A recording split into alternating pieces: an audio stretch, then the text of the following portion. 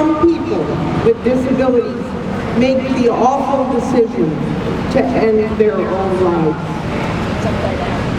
If we were in some utopian period of time where everything was equal for us, perhaps some people here might have a different position on this. When I was the chair of the National Council on Disability in 1997, we issued a report, the first of its kind from a federal agency, that said the council could not in good conscience support physician-assisted suicide. We remarked that the benefit to the few was not worth the very real threat to the many at the hands of a society that still perceives us as a burden and as having lives not worth living.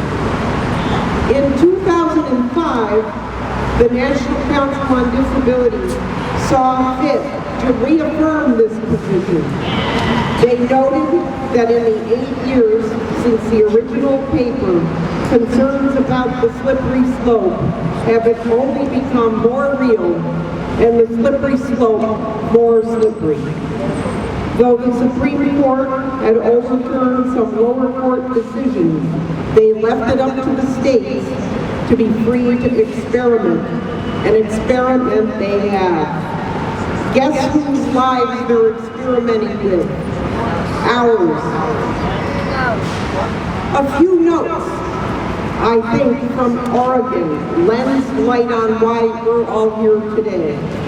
First, the early research on the Oregon experiment found that there's no real system in place to report on violations of the supposed safeguards. Second, they found that the reasons that doctors give for providing a lethal dose of medicine were based upon misguided stereotypes and assumptions of people with disabilities.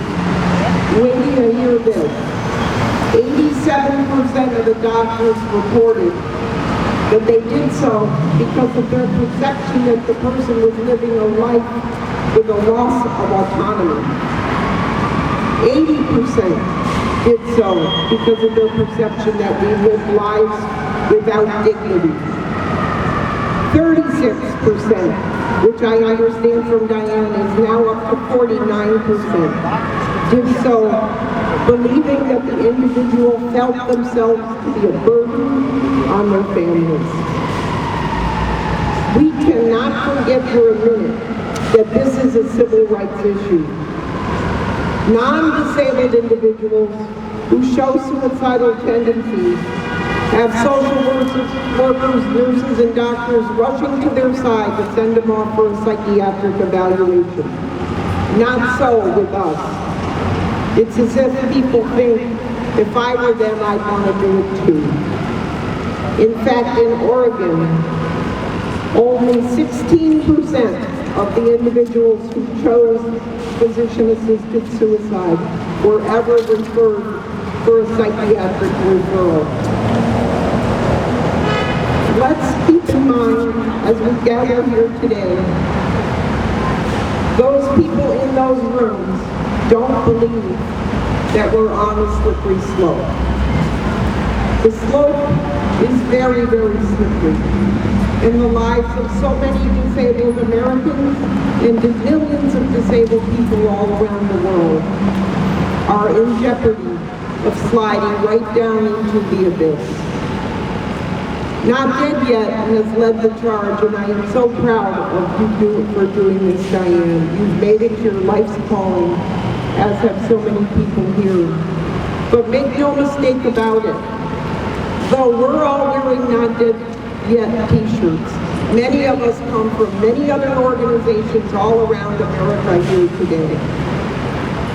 Many of our national organizations have signed statements in solidarity. And understand that this is not just an American issue, it is a global issue. Which is why Which is why we, who worked on the Convention on the Rights of People with Disabilities, the CRPD, work to have strong right-to-life language in the treaty to protect people with disabilities all around the world from this kind of public policy. No, we don't need public policy to give us the right to take our lives. And we ask the people inside this conference to finally wake up and listen to the people whose lives you are affecting. Join me. Nothing about us without us. Nothing about us without us. Nothing about us without us. Thank you. Yeah! Thank you, Marcia. As many people